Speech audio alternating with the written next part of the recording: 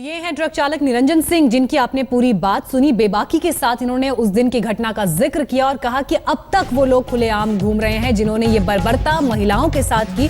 मुरथल कांड में ये 2 चश्मदीद सामने आए हैं। दूसरे चश्मदीद का बयान भी आपको सुनवाएंगे, लेकिन इन्होंने इस बात की पुष्टि की है कि महिलाओं के साथ बदसलूकी की गई, बुरा व्यवहार उनके साथ किया गया और साथ ही हाल ही में 3 सीनियर महिला ऑफिसर्स के साथ एक एसआईटी बनाई गई है जिन्हें जांच का जिम्मा सौंपा गया है। लेकिन अब तक पुलिस प्रशासन की तरफ से यह कहा जा रहा था कि कोई चश्मदीद या पीड़ित के जरिए उनके पास शिकायत नहीं पहुंची है या जो उनको इस घटना के बारे में बता सके। तो ऐसे में आज तक ने इन 2 चश्मदीदों का बयान आपको सुनवाया जो यकीनन इस केस में आगे जांच में मदद कर सकते हैं।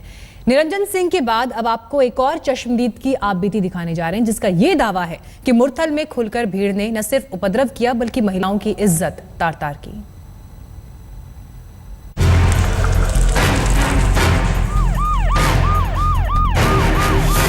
इस तरह का कोई इंसिडेंट नहीं हुआ है। अभी अंडर प्रोसेस है तो मैं फॉर सर्टेनिटी नहीं कह सकती। कुछ भी नहीं हुआ यहाँ, ये तो बिल्कुल झूठ है, बहुत चला रहे। अब तक आपने देखा कि मुरथल में जाट आंदोलन के दौरान रेप से सवालों पर लोग यही कह रहे थे कि उन्हें नहीं पता।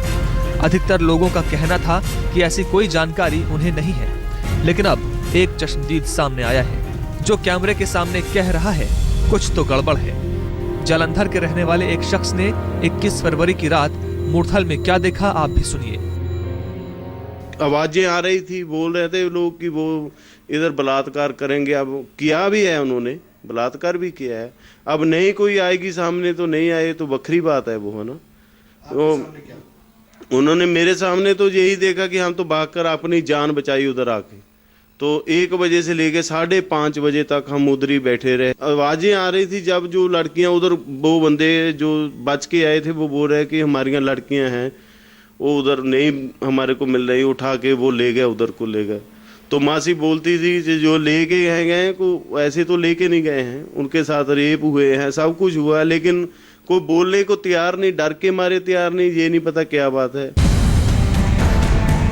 सुना आपने, ये चश्मदीद पहली बार कैमरे पर उस रात का मंजर बयान कर रहा है जो उसने देखा। उसने बताया कि ये पूरा मामला मुरथल में सुखदेव ढाबे के पास हुआ जहां अंधेरा था। अचानक आंदोलनकारियों के हुजूम ने हल्ला बोल दिया, लेकिन जिस जगह सुखदेव ढाबा है और जहां ये पूरी हिंसा की बात कही जा रही है, उस ढाबे के मालिक ऐसी किसी भी वारदात से इनकार कर रहे हैं। देखो जी, एक ही लेडीज आई थी, वो भी अपने हस्बैंड के साथ थी और जिस टाइम ये तोड़फोड़ हो रही थी उसी टाइम वो लेडीज आई थी। 4 से 5 मिनट का टाइम रहा होगा।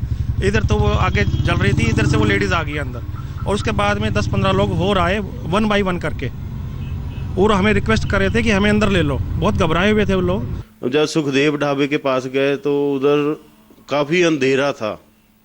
एक साइड चलती थी, दूसरी साइड नहीं सी चली रोड की। तो जब सुखदेव ढाबे के पास थोड़ा आगे गए तो आगे से उन्होंने हजूम ने हल्ला बोल दिया। तो लोग वापस भागने लगे अपनी गाड़ियाँ छोड़ के कि भागो भागो, अपनी जान बचाओ। हम भी गाड़ी छोड़ी, हम मासी को बोला, मैं कहा मासी वो भागो उठो। उन्होंने जाते जाते अपना हैंड बैग उठा लिया, उसमें उसका पासपोर्ट था, टिकट था। सुना आपने, ढाबे मालिक के दावे अपनी जगह हैं और चश्मदीद का बयान अपनी जगह। मामले की जांच के लिए एसआईटी बन चुकी है। प्रशासन और स्थानीय लोग अब तक किसी भी शिकायत के नहीं मिलने की बात कह रहे हैं। जहाँ का इंसिडेंट बताते हैं वहाँ पे लोगों के बयान लिए, उनसे सबसे वेरिफिकेशन की और उन्होंने ये पाया कि इस प्रकार की घटना की ये सूचना सही नहीं है। मेरे हिसाब से ये सब अफवाह है, क्योंकि इस तरह की कोई बातचीत हमारे सामने आई नहीं है। इस तरह का कोई इंसिडेंट नहीं हुआ है, किसी भी लेडी ने अब तक कोई कंप्लेन की नहीं है। प्रशासन किसी के सामने नहीं आने की बात कह रहा है, लेकिन चश्मदीद का कहना है कि लोग डर की वजह से बोलने को तैयार नहीं है। हुआ है कोई बात नहीं, लेकिन ऐसा है सर, जिनके साथ हुआ है अगर वो तो सामने आए तो फिर ही है, कौन आता है। हमारे मुल्क में क्या होता है, अगर मैं भी बोलूँगा मेरे को भी डराएंगे, धमकाएंगे, मारेंगे। इधर इंडिया में तो ऐसे ही चलता है, आपको भी मालूम है। सच बोलने वाले को तो सज़ा मिलती है।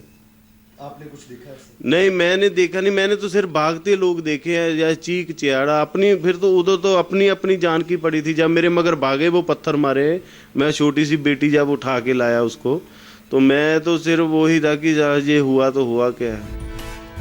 जाट आरक्षण आंदोलन के नाम पर मुरथल में क्या वाकई महिलाओं से गैंगरेप हुआ? क्या आंदोलन के नाम पर अराजक तत्वों ने मनमानी की? इन सवालों के पूरे जवाब तो एसआईटी की जांच के बाद ही सामने आ पाएंगे। मुरथल से नितिन जैन के साथ परमजीत सिंह रंगपुरी, जालंधर, आज तक। मुरथल कांड में एक एनआरआई महिला ने भी कहा है कि सुखदेव ढाबे के पास उसकी गाड़ी पर भी हमला हुआ और इस दौरान कुछ प्रदर्शनकारियों ने उसे गाड़ी से खींचने की भी कोशिश की, लेकिन गाड़ी के चलते रहने की वजह से प्रदर्शनकारी अपनी चाल में कामयाब नहीं हो पाए।